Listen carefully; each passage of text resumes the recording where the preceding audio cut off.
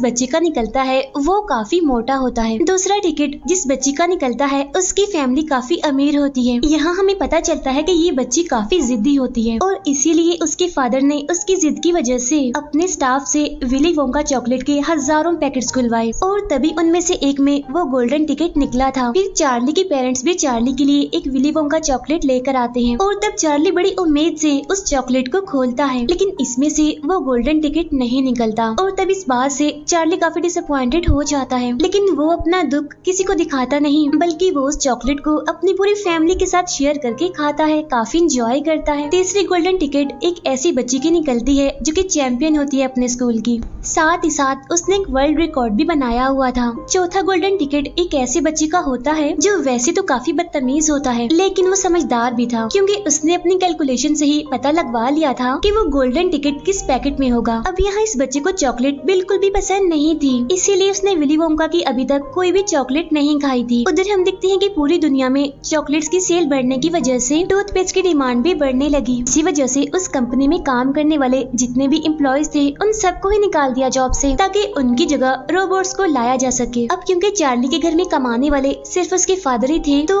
आज उनका ये एक जरिया भी खत्म हो जाता है और अब उनका घर चलाने वाला कोई भी नहीं था। लेकिन चार्ली के फादर ये बात अपने घर में किसी को भी नहीं बताते।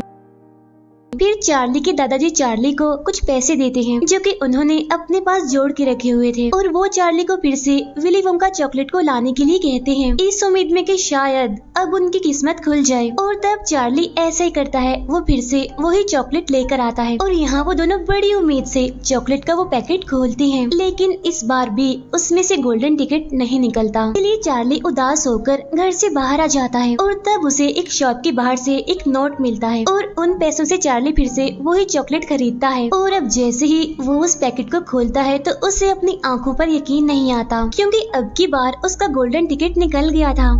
चार्ली के आसपास खड़े हुए सारे लोग उस गोल्डन टिकट को देखने लगते हैं और उसे खरीदने के लिए वो चार्ली को बहुत सारे पैसे ऑफर करते हैं, लेकिन शॉप ओनर चार्ली की भलाई के लिए उसे अपनी शॉप से जाने के लिए कहता है ताकि चार्ली से कोई उस टिकट को छीन ना ले। इसीलिए चार्ली खुशी खुशी अपने घर आ जाता है और वो बहुत ही खुश होते हुए उस गोल्डन टिकट को अपनी फैमिली को दिखाता है। और जैसे गोल्डन टिकट को चार्ली के दादाजी देखते हैं तो वो खुद को रोक नहीं पाते, इसीलिए वो फौरन उठकर डांस करने लगते हैं। फिर वो उस गोल्डन टिकट को अपने बेटे को देते हैं और कहते हैं कि बेटा मुझे पढ़कर तो सुनाओ, इस पे क्या लिखा है। तब उनका बेटा उन्हें बताता है कि इस पर लिखा है कि बच्चे के साथ उसकी फैमिली का कोई एक बड़ा आ सकता है और जब ये लोग अपना इनाम लेने के लिए जाएंगे तो इन्हें चॉकलेट का एक भरा हुआ ट्रक देकर भेजा जाएगा। यानी कि वो इतनी ज्यादा चॉकलेट होगी कि अगर इंसान उसे खाता भी रहे तो फिर भी उसकी पूरी जिंदगी में वो चॉकलेट खत्म ना हो और पांचों में से एक बच्चे को एक खास किस्म का तोहफा दिया जाएगा, यानी कि ऐसा तोहफा जो उसने कभी भी नहीं सोचा होगा। चार्ली के दादाजी यहाँ पर कहते हैं कि मैं जाऊंगा चार्ली के साथ, क्योंकि वो चार्ली के साथ जाने के लिए काफी एक्साइटेड थे। यहाँ पर चार्ली अपनी फैमिली को बताता है कि मुझे एक औरत ने इस टिकट के बदले में बहुत सारे पैसों की ऑफर की थी और वो पैसे लेने के बाद हमारी लाइफ बिल्कुल चेंज हो जाएगी। तब ये सुनकर चार्ली के दादाजी उसे अपने पास बुलाते हैं और उसे समझाते हुए कहते हैं कि देखो बेटा, पैसा तो सभी के पास होता है, लेकिन ये जो गोल्डन टिकट है ना, ये अनमोल है, जो सिर्फ पूरी दुनिया के सिर्फ 5 खुशनसीब लोगों के पास ही है। और तब ये सुनकर चार्ली मान जाता है। फिर अगले दिन पांचों बच्चे अपने अपने फैमिली मेंबर के साथ चॉकलेट फैक्ट्री के बाहर पहुंच जाते हैं। अब उनके अलावा वहां पर और भी बहुत सारे लोग आए हुए थे वो सब कुछ देखने के लिए। फिर गेट खुलता है और अंदर से आवाज आती है, आपका वेलकम, प्लीज अंदर आइए। और तब ये सुनकर वो सारे अंदर जाते हैं। उनके अंदर आते ही वो दरवाजा बंद हो जाता है। इन सभी लोगों का एक बड़ा अच्छा सा वेलकम किया जाता है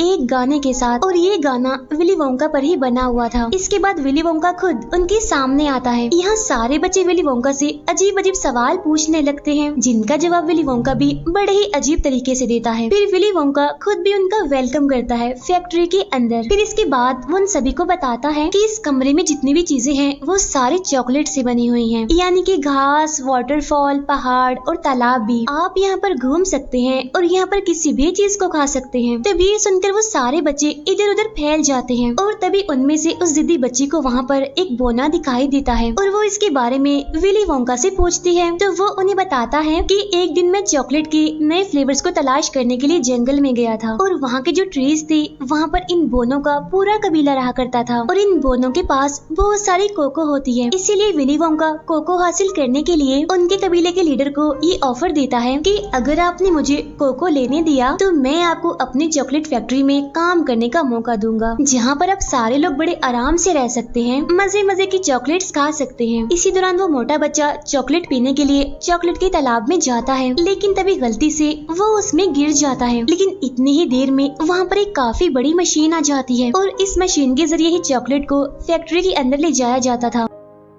अब जिस पाइप के जरिए चॉकलेट जा रही होती है, इसी पाइप में वो मोटा बच्चा भी फंस जाता है और तभी यहाँ पर विली वोंका के सारे एम्प्लॉइज उस मोटे बच्चे के लिए गाना गाने लगते हैं। और तब ये देखकर वहाँ पर सारे लोग काफी हैरान हो जाते हैं कि आखिर इन्हें कैसे पता था कि ये मोटा बच्चा इस पाइप में फंस जाएगा। अब उस मोटे बच्चे को फंसा हुआ देखकर उसकी मदर को उसकी काफी फिक्र होने लगती है। फिर विली वोंका अपने एम्प्लॉइज को बताता है कि उस बच्चे की मदर फैक्ट्री के अंदर जाना चाह रही है, तो तुम इन्हें वहाँ ले जाओ। इसीलिए उस मोटे बच्चे की मदर वहाँ अंदर चली जाती हैं और बाकी लोग विली वोंका के साथ आगे के टूर पर चले जाते हैं। आगे जाने पर उन्हें चॉकलेट की नदी में